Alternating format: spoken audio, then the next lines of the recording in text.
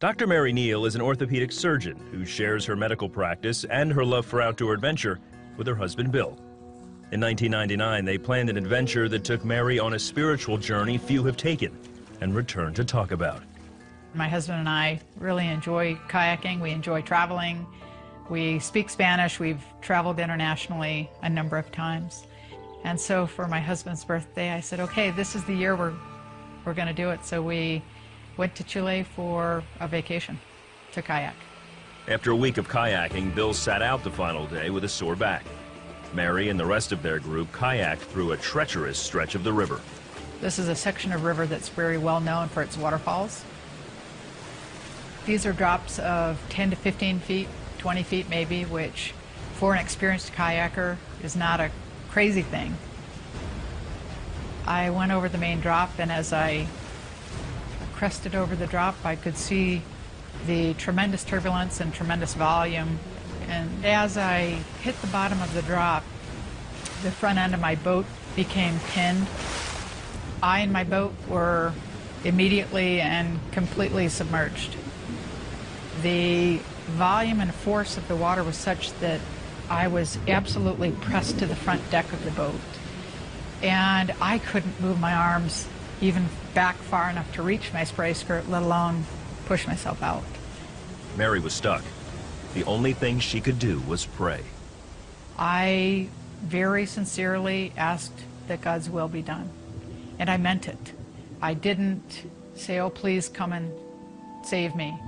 I really meant it. I asked for God's will to be done, and at the moment I asked that, I was overcome by a very physical sensation of being held and comforted and reassured that everything was fine, that my husband would be fine, my 4 young children would be fine, regardless of whether I lived or died. And I believe that Christ was holding me when I was still in the boat and was the one reassuring me. After several minutes of searching, the group leaders realized Mary was trapped under the falls. They came out on the rocks and they kept trying to get to the boat, but the force and the volume of the water was such that they just kept being flushed through. I mean, they just couldn't get to me. At one point, they sort of recognized that it was really turning into body recovery, not so much of a rescue. My body was being sucked over the front deck, and so what that meant is when it got to my knees bent back on themselves, and I could feel that, and I'm an orthopedic surgeon. I analytically was thinking, well, feels like my tibia probably broke, but I wasn't screaming. I didn't have pain. I didn't have fear. I didn't have that sense of ear hunger. I know I've been underwater too long to be alive, yet I feel more alive than I've ever felt. And this is more real than anything I've ever experienced. As my body broke free from my boat, I felt my spirit break free from my body, and I rose up and out of the river. Mary looked down on the river as she left her body. Then she was met by a group of heavenly beings. They were absolutely overjoyed to see me and greet me, and I them. I knew that they had known me and loved me as long as I existed, and I knew that I had known them and loved them, and I knew that they had been sent by God.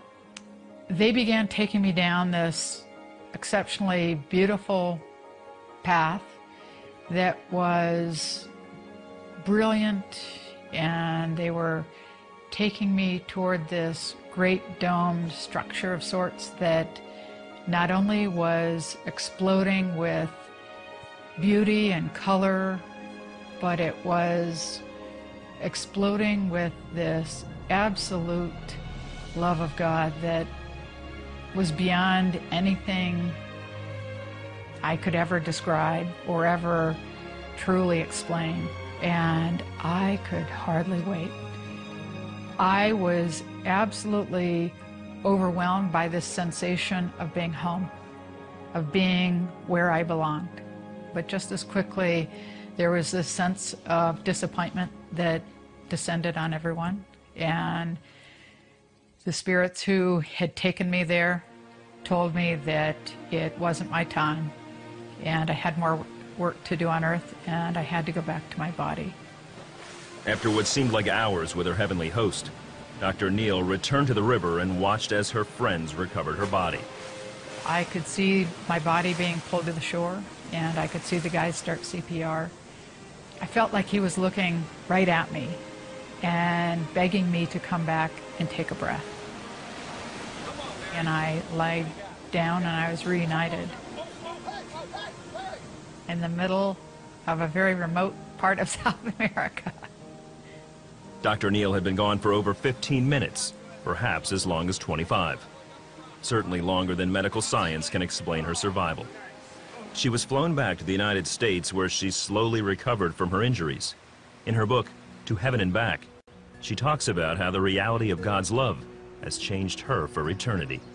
All of the promises of God are true. God loves each and every one of us and really is there and is working in each and every one of our lives.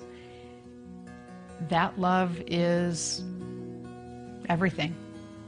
If we truly could accept that, I mean, it changes everything.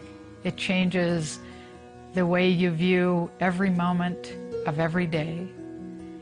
The fact that there really is life after death profoundly changes the way you approach every moment.